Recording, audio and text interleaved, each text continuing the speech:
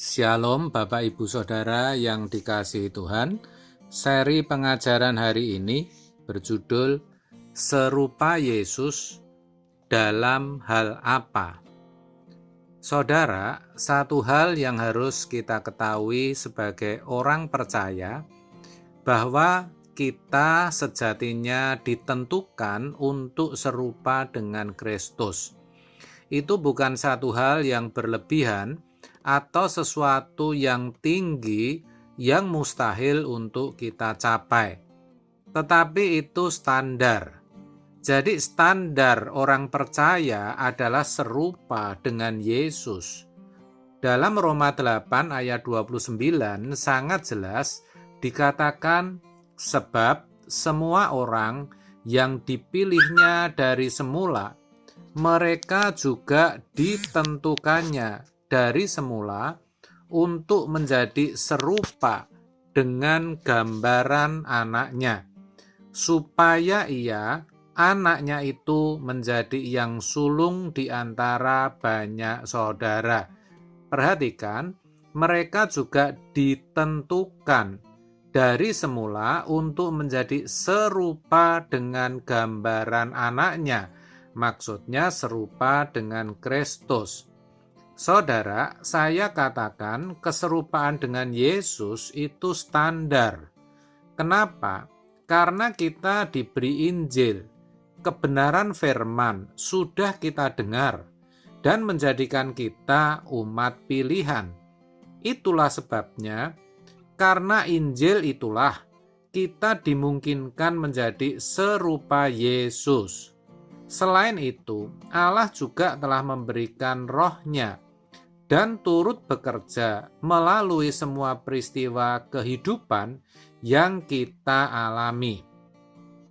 Pertanyaannya, kalau kita harus serupa Yesus, serupa apanya? Atau dalam hal apa kita harus berjuang untuk seperti Kristus? Jawabnya, yang harus serupa adalah karakternya, saudara, moralnya.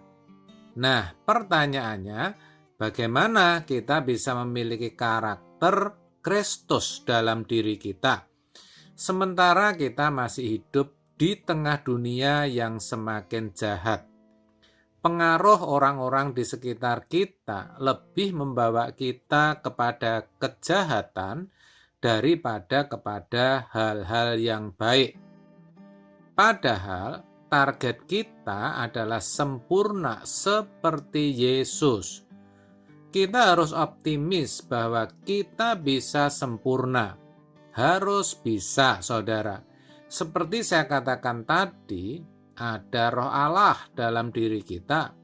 Kita juga sudah diberikan Injil kebenaran, yaitu firman Tuhan. Inilah yang membedakan keadaan kita dengan keadaan anak-anak dunia.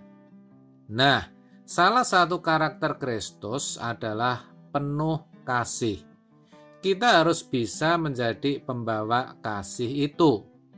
Itu satu hal yang berat, bahkan sangat berat.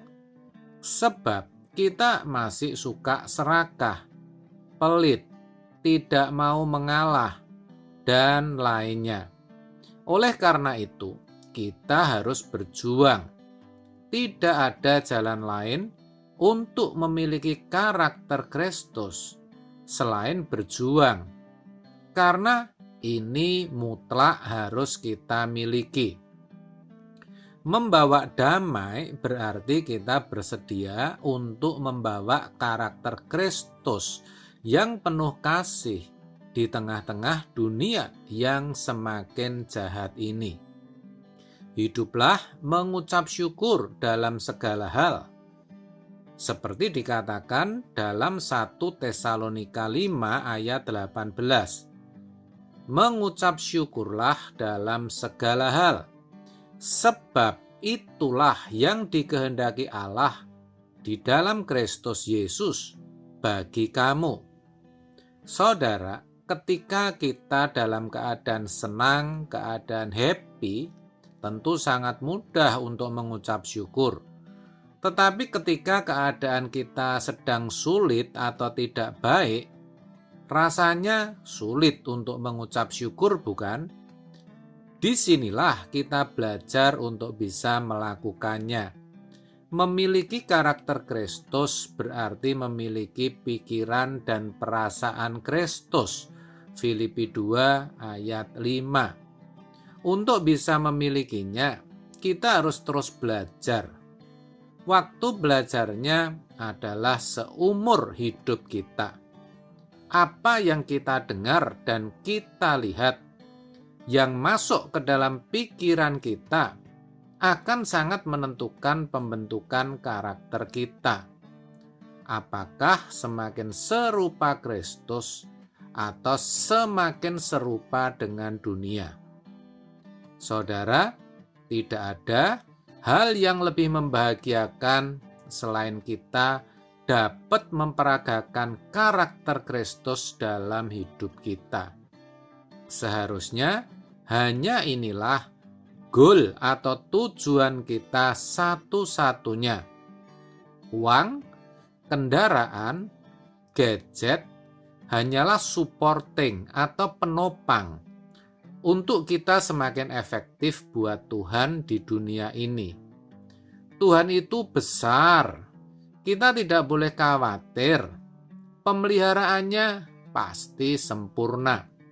Jadi, fokus kita harus benar, yaitu memiliki karakter Kristus untuk menjadi pembawa damai. Kita harus berani berkorban apapun itu yang kita miliki demi memperoleh karakter Kristus yang penuh kasih itu. Sekali lagi, ini bukan hal yang berlebihan, tetapi ini standar, saudara. Kalau kita tidak mau berjuang untuk itu, sejatinya kita belum atau tidak layak menyebut diri kita Kristen. Karena pada dasarnya Kristen itu serupa Kristus. Serupa dalam hal karakter atau wataknya yang agung itu. Itu jugalah yang dimaksudkan dalam 1 Yohanes 4 ayat yang ke-8. Di mana dikatakan barang siapa tidak mengasihi, ia tidak mengenal Allah, sebab Allah itu kasih. Ya, saudara, tidak mengenal Allah, saudara, karena tanpa kasih tidak mungkin seseorang menjadi pembawa damai. Amin. Tuhan Yesus memberkati.